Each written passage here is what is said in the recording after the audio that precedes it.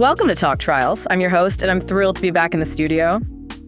As always, sitting across from me is my co-host and resident legal expert. It is great to be here. I am ready to get into the weeds today. We are definitely going into the weeds. Today, we are doing what we do best, taking a microscope to the machinery of the legal system. We're stripping away the headlines and the noise to look at the gears and pulleys that decide not just how a case is decided, but if a case can be decided at all. Which is a question most people don't even think to ask. They assume if you have a grievance, you can go to court. But it's not that simple. Not at all. And to kick things off, I want to paint a picture for you. I want you to imagine a scenario that is, frankly, infuriating. Infuriating is a strong word, but in this context, entirely appropriate. It's a scenario that highlights a structural, well, almost a glitch in how we deliver justice. Okay, picture this. You are arrested. Maybe it's a mistake, maybe it's for a minor infraction like an unpaid ticket, but you are taken into custody. And while you are there, undergoing pre-trial proceedings, remember, you haven't been convicted of anything yet. You are innocent until proven guilty. You are placed in full shackles. And let's be specific about what full shackles means. We aren't just talking about handcuffs. We are talking about a 5-point restraint system. 5 points. Handcuffs connected to a waist chain, which is then connected to leg irons. You are essentially trussed up like a dangerous felon or, a character in a high-security thriller, despite the presumption of innocence. Right. It's dehumanizing. So you're standing there, chains rattling, and you think, this is wrong, this violates my constitutional rights, I'm not a threat. So you do the American thing, you get a lawyer. You sue. You sue the government to stop this policy. You want a court to say, no, you cannot automatically shackle people who aren't a threat. You file the paperwork, you make your arguments, but, and here's the kicker, the legal system is slow. Painfully slow. Yeah. Glacially slow. And your criminal case. It moves faster. Before the appellate court can hear your civil rights argument about the shackles, your criminal case ends. Maybe the charges are dropped, maybe you take a plea, maybe you're acquitted. The point is, it's over. Either way, you are released, you are no longer in shackles, you go home. And this is where the trap snaps shut. Exactly. You go back to the appellate court and say, okay, rule on the shackles, tell them they can't do this. And the court looks at you and says, why? You aren't in shackles anymore. The problem is solved. For you. Go home. Go home. And they dismiss your case. Leaving the policy in place for the next person. Precisely. The policy remains. The next guy gets arrested, gets shackled, sues, gets released before the appeal, and the court dismisses his case too. It feels like a glitch in the matrix. It is. It's a legal catch-22 where the government can do something arguably illegal, but because the violation doesn't last long enough to finish a lawsuit, no court ever rules on it. That phenomenon you are describing is the central tension of today's deep dive. We are talking about the Mootness Doctrine. Mootness. A deceptively simple concept. It sounds like something a cow would say, mootness, but it is actually a massive barrier to justice. It can be.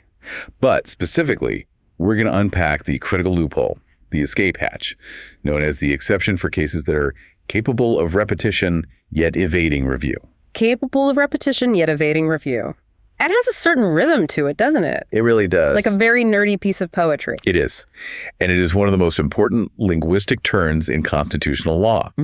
It is how courts decide when a case is truly dead and when it is a zombie case, dead on the facts, but legally allowed to keep walking to reach a judgment. I love that phrase, a zombie case. So our mission today is to figure out how this works. Does the legal system just shrug its shoulders at short-term violations? Or is this exception robust enough to hold power accountable? And to answer that, we have to go back to the bedrock.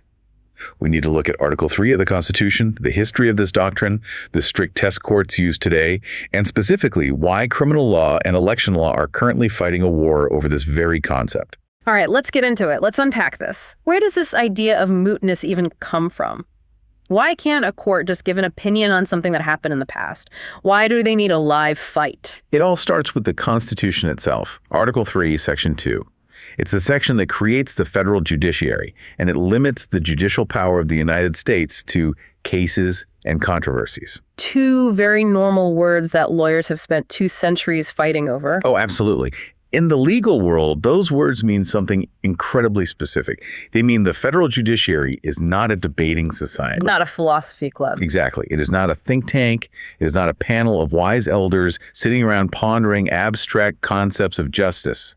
Its power is limited to deciding actual concrete disputes between parties with real skin in the game. So they don't do what ifs. You can't just walk into federal court and ask, Your Honor, what if the government passed a law banning blue shirts? Would that be legal? You cannot. They would throw you out. This is the concept of justiciability. It's a whole family of doctrines: standing, ripeness, political question, and mootness is a key member of that family. For a court to have jurisdiction, there must be a live dispute. And if the dispute solves itself? Then the court loses power. If the parties settle, or if the law changes, or if the injury ends, the case is moot. And if a case is moot, the court doesn't have a choice. It must dismiss the case. Which makes perfect sense in a private dispute. If I sue you because your tree's branch is hanging over my roof, and then a storm comes and knocks the branch down, The problem is gone. we don't need a judge anymore. The universe solved it. Right. Or if I sue you for $1,000 you owe me, and you pay me the $1,000 while we're waiting for a court date, the case is moot. It's straightforward. But when we talk about government power and civil rights, that's where we run into what you call the problem of time. Yes. The problem is that the government works fast, or at least events happen fast, and courts work slowly. Litigation is a marathon. Filing a complaint, then discovery, motions, maybe a trial, then an appeal, then another appeal. It takes years. But human events, pregnancies, elections, school years, short jail stays, those take months, sometimes only days. If we strictly applied mootness, the government could act illegally for 6 months, stop, and never be held accountable, because the appellate process takes 12 months. So the government could essentially run out the clock. It's like a football team taking a knee for the entire fourth quarter. That is the fear.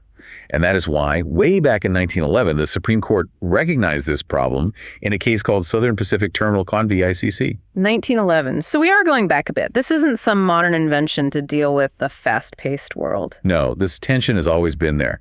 In that case, the Interstate Commerce Commission had issued an order regulating the terminal, forcing them to stop giving preference to certain cotton exporters. But the order itself was only valid for a short period. I think it's 2 years. Okay, so a short-term regulation. By the time the case wound its way up to the Supreme Court, the order had expired. It was no longer in effect. So the ICC lawyers probably stood up, dusted off their suits, and said, Your Honors, the order is gone. Case moot. You can't sue us over a rule that doesn't exist anymore. That's exactly what they argued. The case is dead. There's nothing for you to rule on. But the court said no. They had the foresight to see the danger. They realized that if they dismissed it, the ICC could just issue another short-term order. And then another, and another. And never face judicial review. They would be functionally immune from the Constitution. So the court coined the phrase, capable of repetition, yet evading review.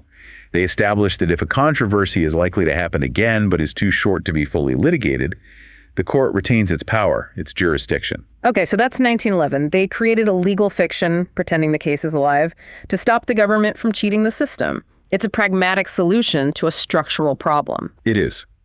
But when I think of this doctrine, and I think most people who studied law think of this, there is one massive case that stands out, the textbook example. You are thinking of Roe v. Wade. Exactly, 1973. Regardless of where you stand on the politics of the holding, the procedural hurdle that case had to overcome was enormous. Right. Jane Roe, the plaintiff, was pregnant when she filed the suit challenging the Texas abortion ban. But lawsuits take years. And human gestation is 266 days, about 9 months. It's simple math. By the time the case reached the Supreme Court, she had already given birth. The baby was born and had been adopted. The pregnancy, the very subject of the lawsuit, was over. Technically, she no longer needed this abortion. Under a strict mechanical reading of Article 3, that case was moot. There was no controversy concerning that specific pregnancy anymore. Her injury had ended. But the Supreme Court recognized that if they dismissed Roe on mootness grounds, no challenge to an abortion restriction could ever be heard by them. Ever. It would be impossible. Because you can never get a case from a Texas district court to the U.S. Supreme Court in 9 months. It's physically impossible with the way our system is set up. Exactly. The appellate process is mathematically longer than the biological process. So the court explicitly stated that pregnancy provides a classic justification for non-mootness. And the reasoning is key. Why? Because, as they put it, pregnancy often comes more than once to the same woman. It is capable of repetition for her. For her.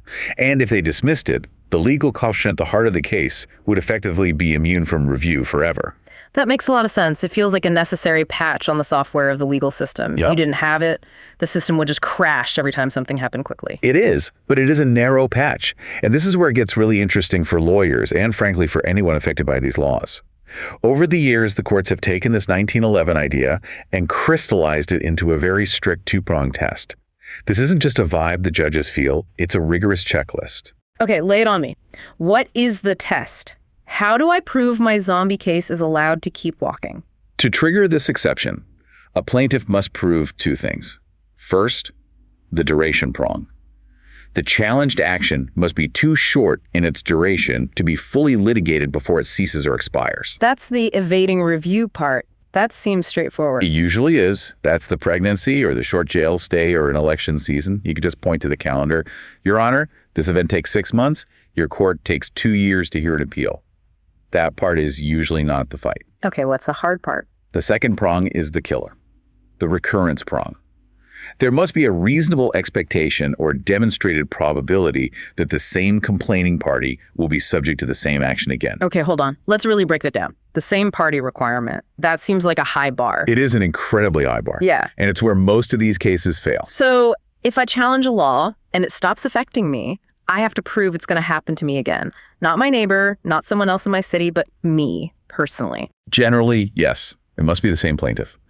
The court focuses on the individual's injury, not the public's interest in having the law clarified. Give me an example of where that fails. Where does someone fall into this trap? The classic case for this is DeFunis v. Odegaard from 1974, just a year after Roe. Okay. This was a challenge to law school admissions policies. Yeah. A student, Marco DeFunis, sued the University of Washington Law School.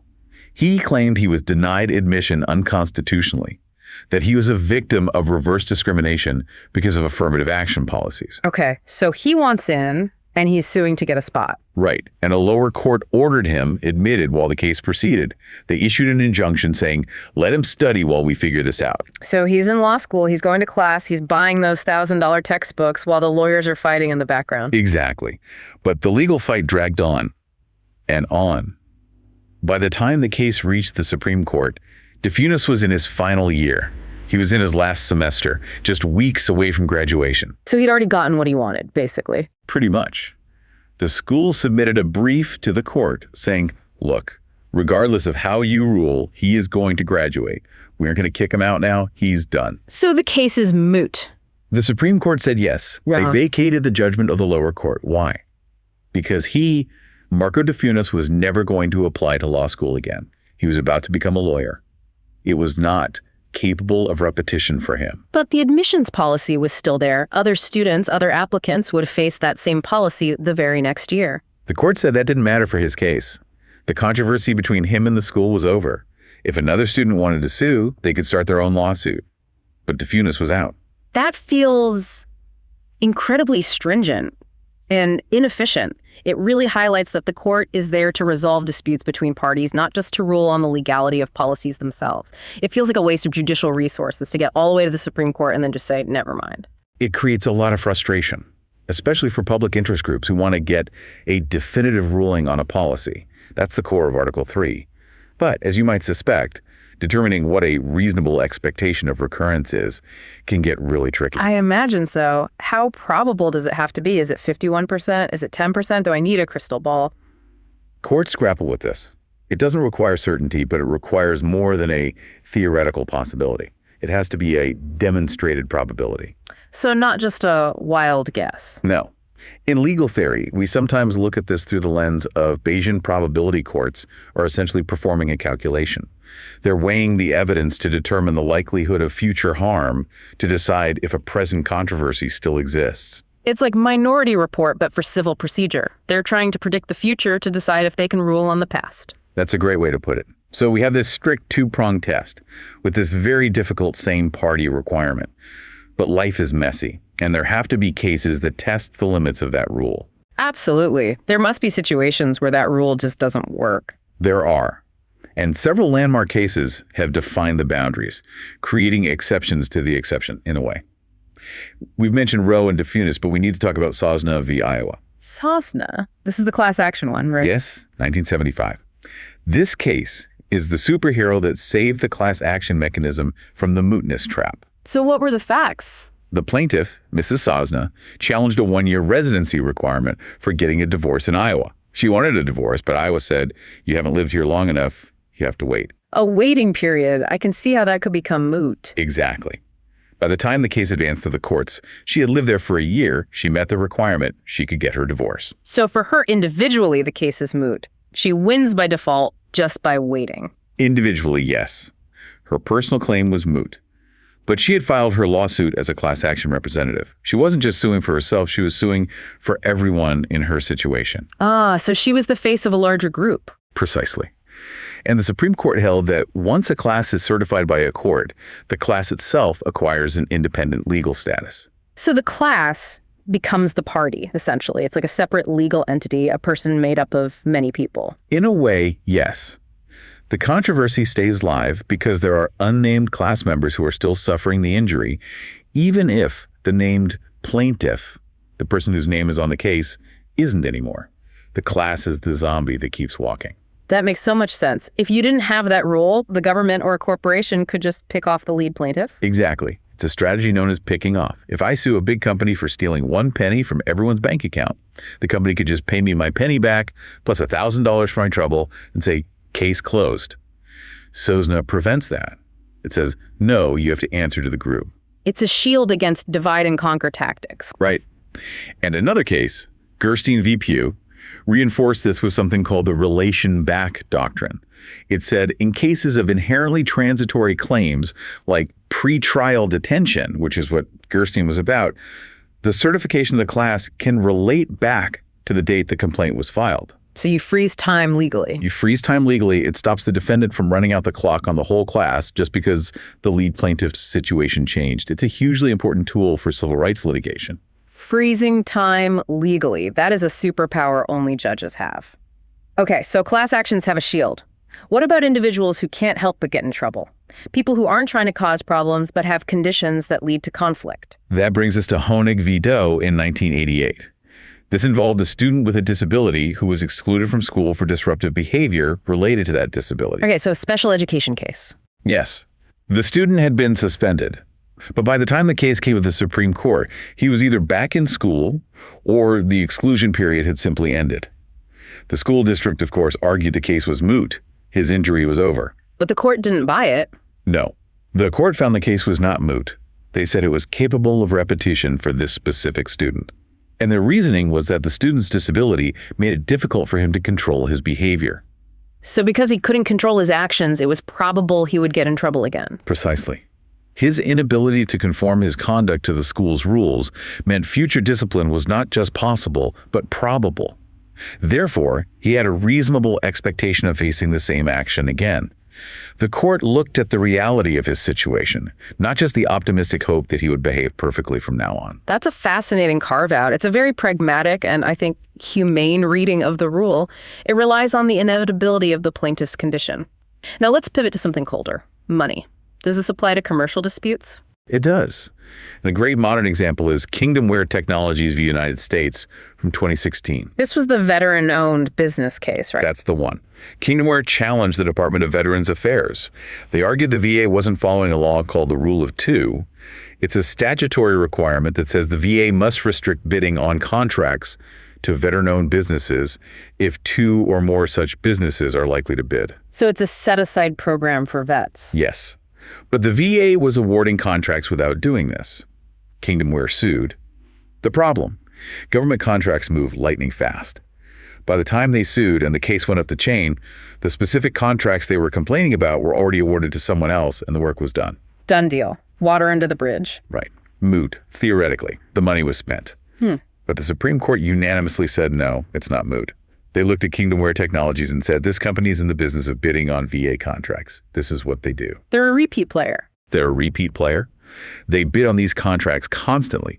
And because the contracts themselves are short-term, often under 2 years, they fit the exception perfectly. The violation was too fast to litigate, and Kingdomware was definitely going to be in the same situation again. So the frequency of their business activity satisfied the same party recurrence prong. If you are a repeat player in a market, the court is willing to assume you will be hurt by the same legal action again. Exactly. It makes perfect sense in a commercial context. Okay, so let's recap the scoreboard. Class actions are protected by SOSNA. Individuals with involuntary conduct from a disability are protected by HONIG. Frequent business bidders are protected by Kingdomware. But now we have to talk about the case that seems to hit a brick wall.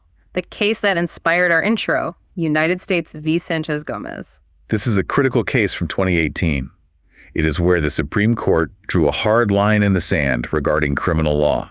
And if you care about civil rights in the justice system, this case should keep you up at night. Set the stage for us again. We are back to the shackles. We are in the Southern District of California.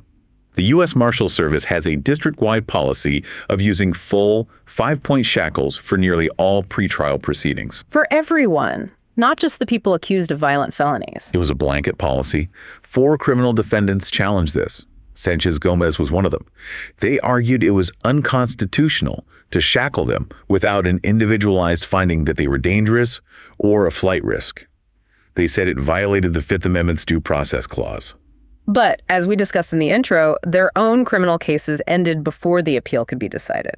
Correct. They either pleaded guilty or their charges were dismissed. They were no longer in custody. They were no longer shackled. So the government stands up and says the magic word. Moot. The government argued mootness. Now, the Ninth Circuit, that's the federal appellate court that covers California, they tried to save the case. They got creative. What did they do? They called it a functional class action. A functional class action. Is that a real thing? Or did they just make that up? They essentially made it up to solve what they saw as a serious problem. The Supreme Court said absolutely not. The defendants hadn't filed a formal class action under Federal Rule of Civil Procedure 23. They hadn't gone through the steps. The Ninth Circuit tried to argue that because they were seeking class-like relief that would apply to all defendants, it should count. They were trying to use the SOSNA logic without the SOSNA paperwork. And the Supreme Court shut that down. Unanimously. Chief Justice Roberts wrote the opinion. He said there is no such thing as a functional class action in this context. You either follow the rules for a class action or you are an individual. You can't just vibe your way into class status. Ouch. So, no class protection. But what about the regular capable of repetition exception? Couldn't these defendants get arrested again? This is the crucial part of the opinion. The defendants argued exactly that. Look, we might get arrested again. Some of us have a history of illegal entry. The statistics show recidivism is real. It's likely we will be back in this system. That sounds just like the Honig argument. The student with the disability who will probably act out again. I can't help myself, I'll be back. But the Supreme Court rejected that comparison entirely. They distinguished Honig. In Honig, the student couldn't control his disability. It was involuntary. Here, the court said that the defendants are able and indeed required by law not to commit new crimes. Oh, wow. So the court is effectively saying, we refuse to assume you will break the law again. That's it. They cited a long-standing principle. Courts must assume that parties will conduct their activities within the law. To argue that you satisfy the repetition prong by planning to commit another crime is an argument the court simply will not accept. It would be perverse for the judiciary to base its jurisdiction on the prediction of illegal conduct. That is a fascinating legal fiction, isn't it?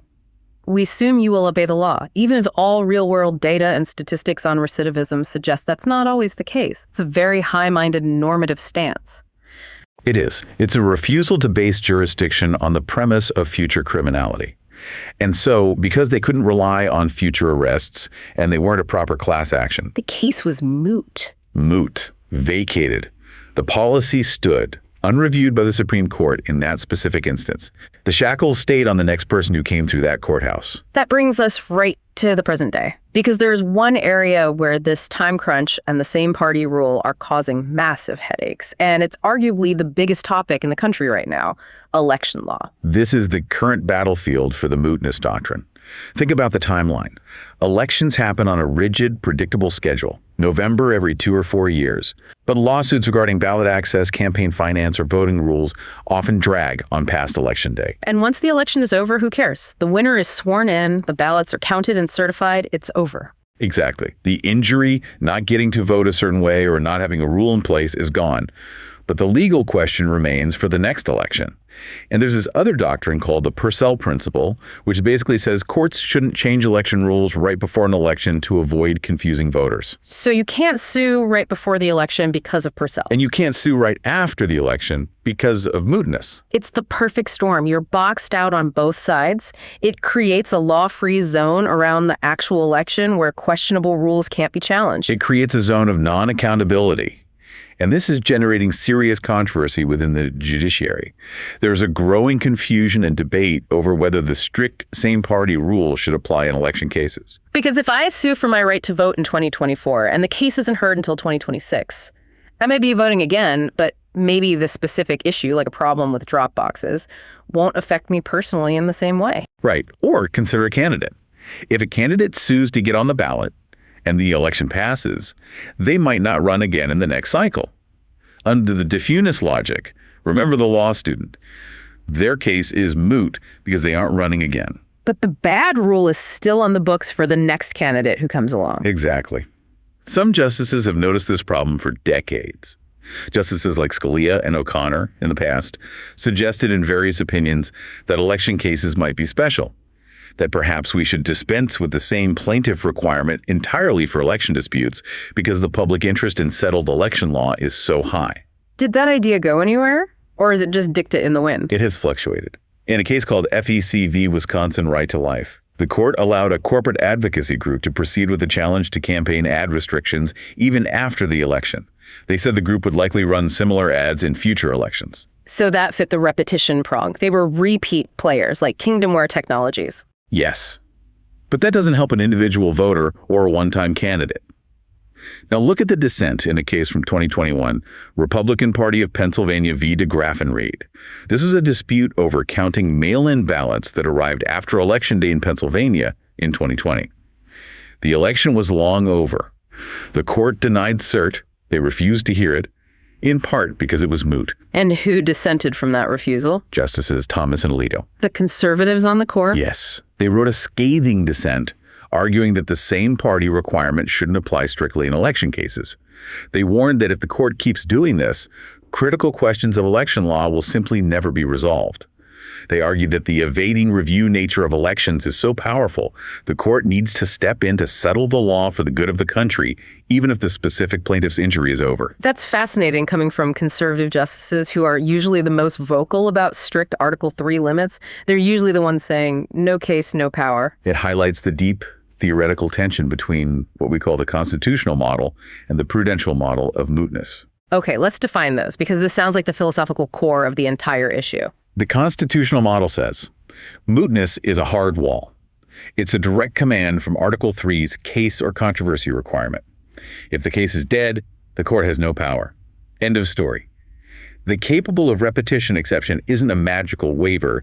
It's just the court recognizing that the threat of imminent future harm is the current controversy. Okay, that's the strict constructionist view.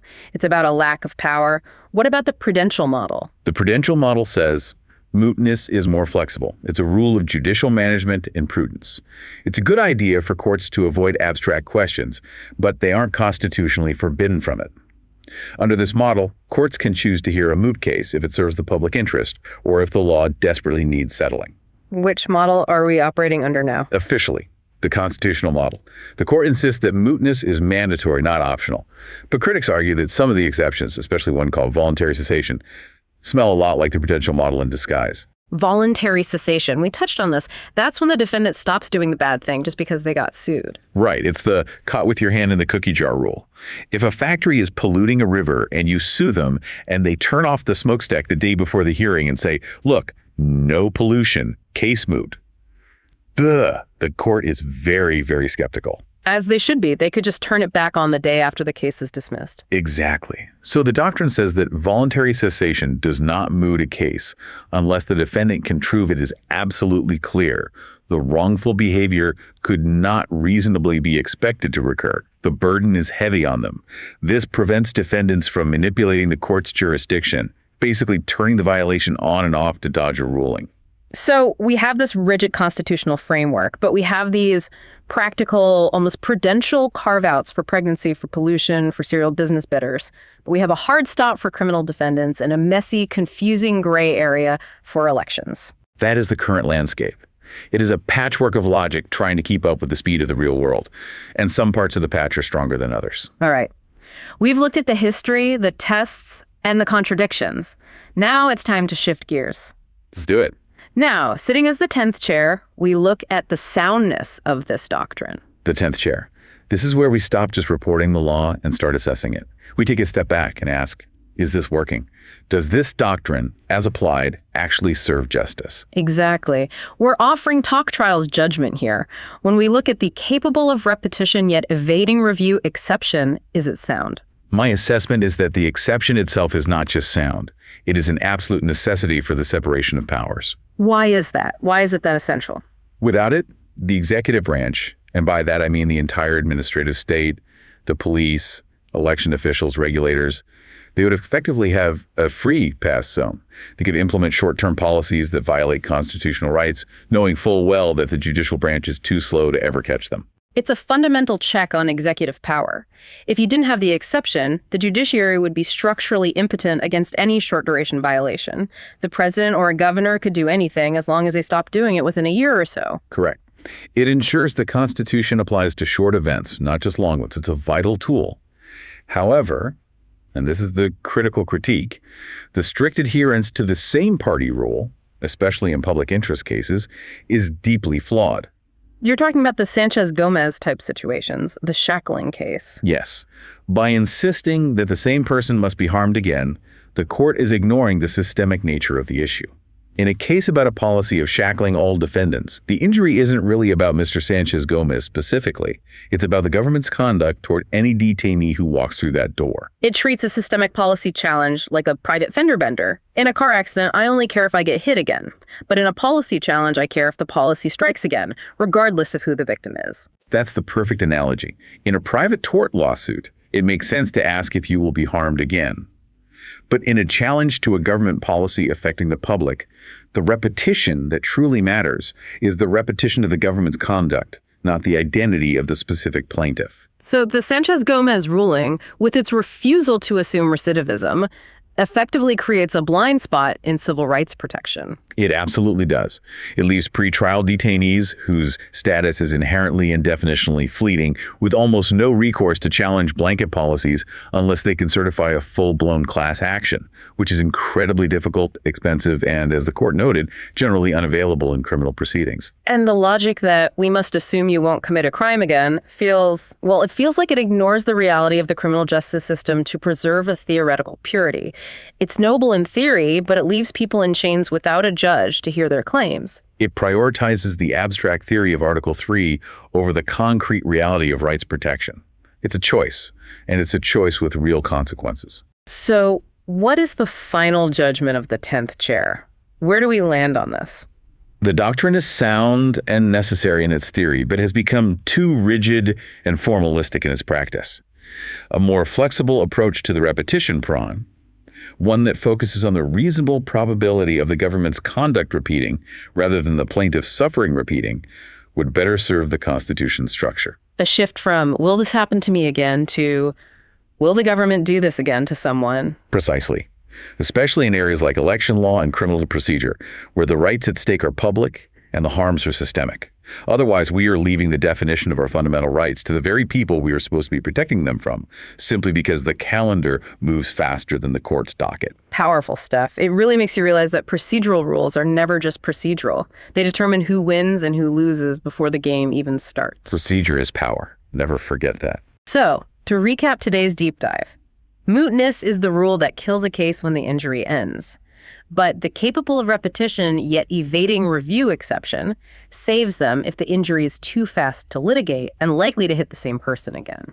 It is the balance between the strict constitutional limits of Article 3 and the practical need to settle the law and hold power accountable.